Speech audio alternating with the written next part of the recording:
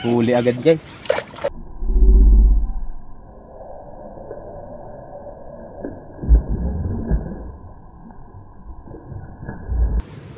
Dito ko guys nang huli ng 5 pirasong dalag yan sa pwesto na yan. Kaya ngayon binalikan namin. Kasama ko si Utol.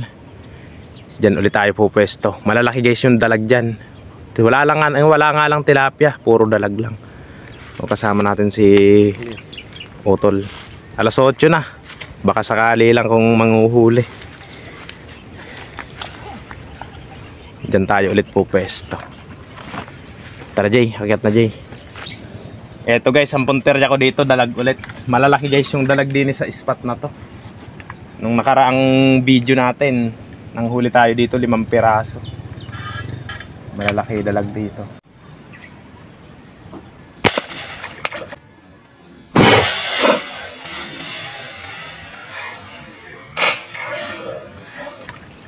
Huli agad guys.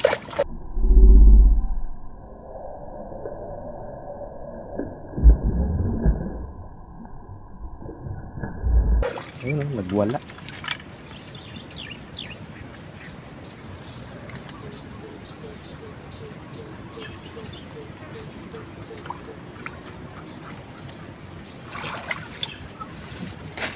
Maganda na yung sukat niyan. Madaya lang sila sa tubig tingnan. Pero pag naahon, malaki na guys. Yun. Lord. Abasal na tayo.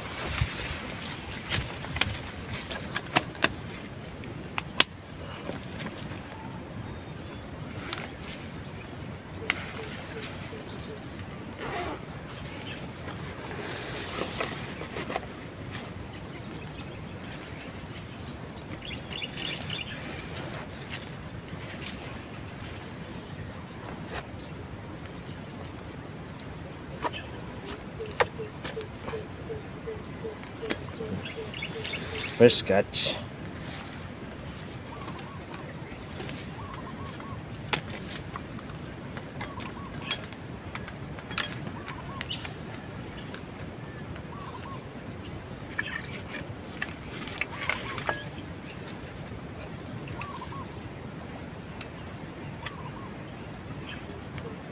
Madalag dito guys yung spot na to.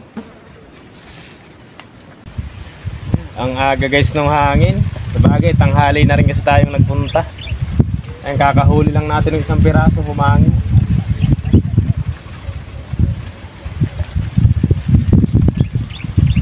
Alas 8 pasado na kasi tayo. Alas 8 may higit na nga pala nung dumating tayo dito. Sana huminto pa naman guys. Ano, maalo na dun sa gawin. Testing tayo guys ng 1 tilapia. Maliliit pa lang kasi yung sukat ng tilapia rin. Testing tayo.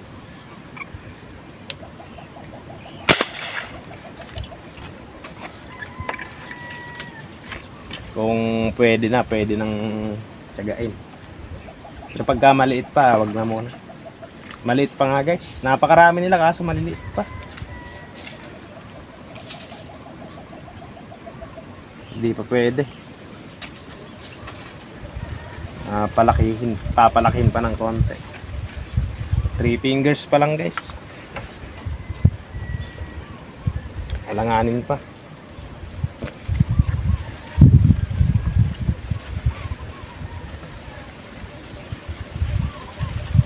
Pero kukunin na natin, syempre ulam na rin. Testing ko lang kung minsan kasi mayroon tubig na akala mo maliit lang yung tilapia, pero pag nahango mo malaki na pala. Meron ganun medyo madaya lang. Testing tayo, ayan, alam na natin yung sukat. Hindi na tayo uulit ng tilapia. Dalag lang punterya natin dito.